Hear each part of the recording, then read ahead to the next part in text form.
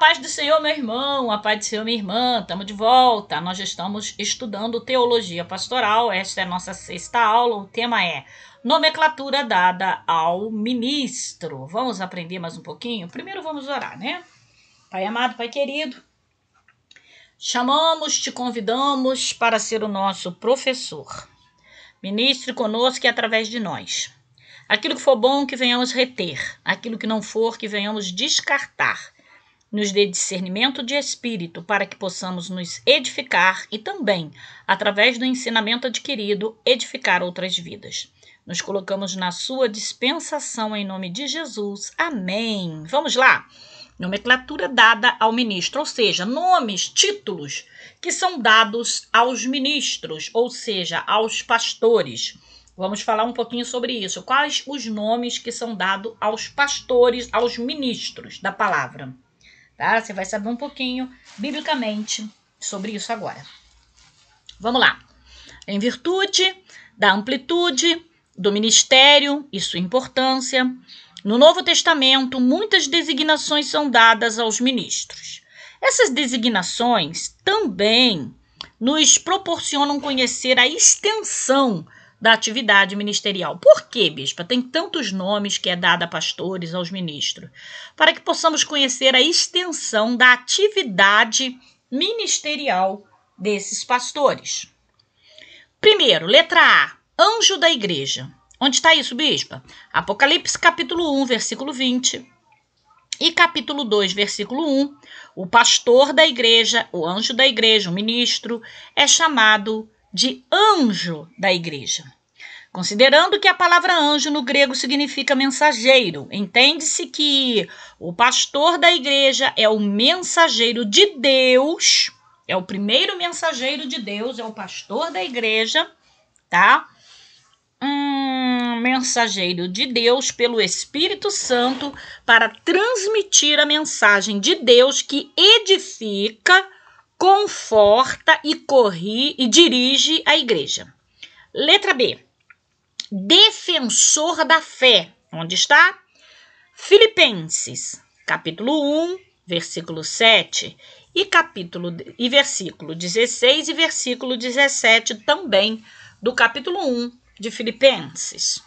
O ministro aqui, o pastor aqui, não é um mercenário ou explorador da fé, nem tampouco um covarde, mas o defensor do evangelho, pregando, ensinando, com seu viver exemplar do púlpito, ele defende o evangelho dos ataques do inimigo e dos inimigos de Deus e da sã doutrina.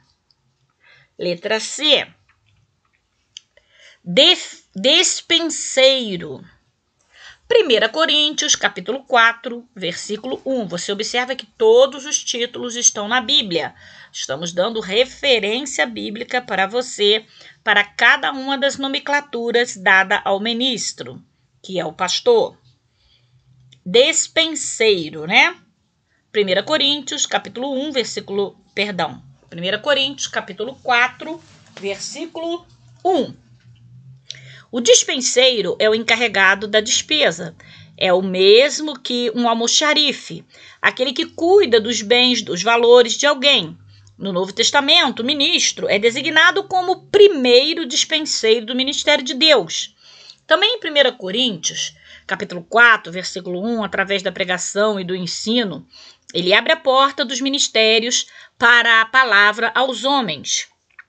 Segundo o dispenseiro da casa de Deus, também em Tito, capítulo 1, versículo 7, o ministro deve distribuir no devido tempo sustento àqueles a quem Deus lhe confiou. Também em Lucas, capítulo 12, versículo de 42 ao 48. E Mateus, capítulo 24, e versículo de 45 até o 51. É um grande privilégio, mas também uma grande responsabilidade. Terceiro dispenseiro da graça de Deus está em 1 Pedro, capítulo 4, versículo 10. A graça de Deus se manifestou e traz com ele muitas coisas boas, mas a vida do homem e ministro é a porta-voz de Deus para esta realização. e é dispenseiro da graça e não da lei. Mais um título, letra D, embaixador. Mais um título de nomenclatura aqui, né? Mais uma nomenclatura aqui dada aos ministros. Embaixador. 2 Coríntios, capítulo... Tô com o meu pendrive aqui dando problema na porta. 2 Coríntios, capítulo 5, versículo 20. Embaixador é um cargo de elevadíssima responsabilidade e que exige grande preparo, pois é um representante do governo ou de um rei em outro país. É necessário que o embaixador conheça bem aquele a quem ele representa e também suas intenções de governo, pois ao embaixador lhe resta uma única coisa: fazer a vontade daquele a quem ele representa. Você, como ministro, é representante do Rei dos Reis e Senhor dos Senhores, Jesus Cristo. Mais uma nomenclatura com a letra E. Nós vamos falar aqui da letra E, estrela. Apocalipse capítulo 1, versículo 20. Você já deve ter ouvido falar, o pastor é a estrela da casa, mas não é no sentido de querer brilhar mais do que os outros, ser sucesso, não. Quando fala, biblicamente, estrela, Apocalipse 1:20, estrela na mão do Senhor, é a igreja, e as igrejas são consideradas castiçais. O pastor, a estrela, e a igreja, castiçais. Enquanto o pastor brilha na igreja por estar na mão de Deus, brilhar na mão de Deus, a igreja será sem dúvida um castiçal e luz do mundo. Letra F, cooperador. 1 Coríntios, capítulo 3, versículo 9. Cooperador é aquele que trabalha ao lado do operador. Deus é o cooperador, ele opera a salvação, os milagres e o crescimento. Também João capítulo 1, versículo de 3 a 5, capítulo 12, versículo 13, capítulo 3, versículo 5, Atos capítulo 3, versículo 16 e 1 Coríntios capítulo 3, versículo 7. E sem ele se faz. O ministro é chamado e colocado ao lado do Senhor para ser instrumento que ele usa no devido tempo.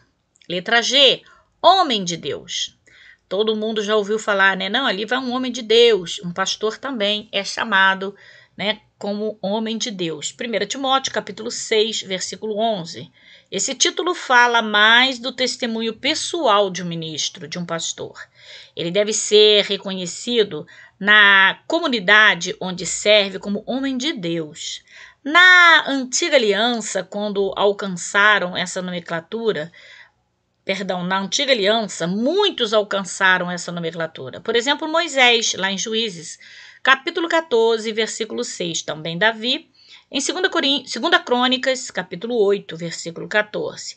Ainda Samuel, em 1 Samuel, capítulo 9, versículo 6. Também quem recebeu esse título, essa nomenclatura, foi Elias. Lá em 1 Reis, capítulo 17, versículo 24. Também Eliseu, em 2 Reis, capítulo 4, versículo 8. Mais 3 homens são citados em seus nomes. Mas 3 homens são citados sem os seus nomes. Em 1 Samuel 2, 27, em 2 Crônicas 25, 7 e em 1 Reis, capítulo 13, versículo 1. E nós?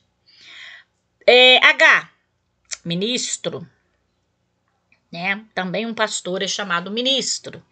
1 Coríntios, capítulo 4, versículo 1, diáconos.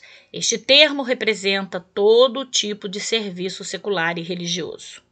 Lucas, capítulo 12, versículo 37, Lucas, capítulo 17, versículo 8, João, capítulo 12, versículo 2. Esses textos se referem à atividade de servir às mesas. Em Atos, capítulo 6, versículo de 1 a 6, os 7 nomes referidos pelos irmãos para o serviço de servir às mesas, eles não foram separados para os diáconos, porém o serviço era dos diáconos. Os apóstolos eram diáconos, ministros. 1 Coríntios, capítulo 3, versículo 5 e 1 Timóteo, capítulo 1, versículo 12. A atividade dos magistrados civis se definiam com esse termo. Romanos, capítulo 13, versículo 4. O trabalho dos anjos é definido com esse termo. Leia Hebreus, capítulo 1, versículo 14. Jesus é tido como ministro, diácono, servo. Leia Romanos, capítulo 15, versículo 8 e Lucas, capítulo 22, versículo 27. Em suma, isso se refere ao fato de que o ministro trabalha em todos os serviços que sejam necessários na obra de Deus. Um pastor, ele tem que saber fazer tudo que for necessário na obra de Deus. Não necessariamente ele deve.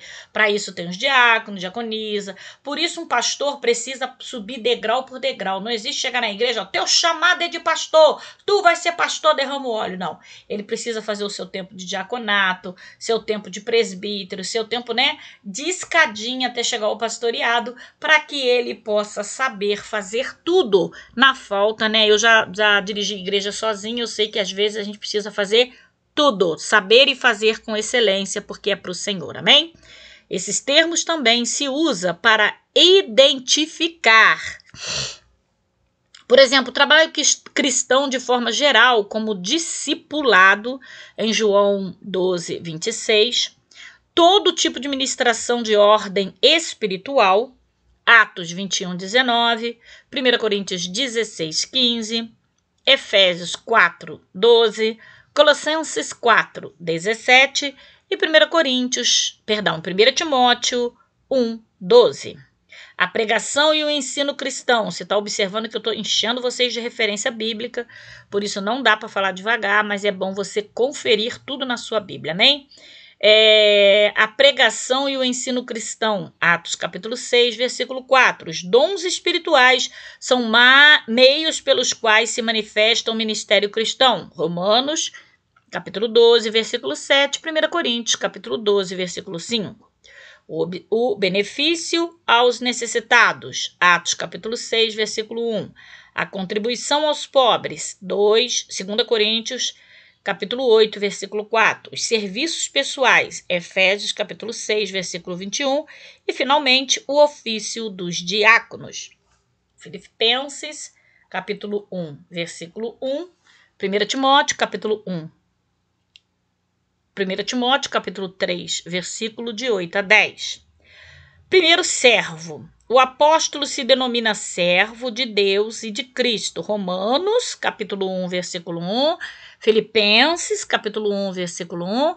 E Tito, capítulo 1, versículo 1. Paulo, nos seus escritos, deixa transparecer que este era o título que mais honrava, o título de servo, que hoje ninguém quer, O ministro tem prazer em servir ao seu senhor, tal como um servo de orelha furada, vai dizer Êxodo, capítulo 21, versículo de 5 a 6, e Salmo, capítulo 40, versículo de 6 a 8. Começamos nosso estudo como anjos e chegamos a servos. Na verdade, os anjos são servos de Deus em outra dimensão, porém, a nós é dado uma tarefa que aos anjos não são capazes de fazer, que é anunciar a salvação. Finalizando, as qualidades indispensáveis de um ministro. Os termos de Deus, que Deus utiliza para se redefinir a sua função, são humildes, servos, trabalhador, obreiro, empregado, lavrador, pescador, pastor de ovelha, mordomo e dispenseiros e etc. Deus escolheu esses termos humildes para identificar o trabalho o trabalho mais importante do mundo. Assim como o trabalho é o mais importante, os homens que os fazem também devem ter as qualidades de mais importante no seu caráter. O sucesso de um profissional, até certo ponto, independe das qualidades do seu caráter. Por exemplo, um arquiteto, um médico, um dentista, dificilmente seu caráter vai definir seu êxito ou não. Porém, não é assim como ministro de Deus. O êxito no ministério está ligado diretamente à sua moral e santidade, à qualidade de vida de em termos morais. O ministro lidera pessoas e é necessário que as pessoas confiem nele inteiramente. Um pastor, as vidas precisam confiar neles plenamente. Se um pastor trair a confiança de uma ovelha, nossa, isso pode ser algo assim isso é algo muito grave diante de Deus. Um escândalo provocado no reino de Deus cria uma crise de credibilidade onde todos são postos em xeque.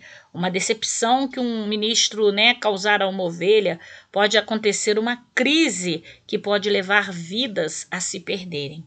Por ser necessária santidade, transparência, piedade, sinceridade e veracidade. A Bíblia apresenta qualificações espirituais essenciais ao ministro. Até a próxima aula. Deus te abençoe. Essa foi a 6ª aula. A próxima será a 7ª. Até lá, Deus te abençoe e a paz do Senhor.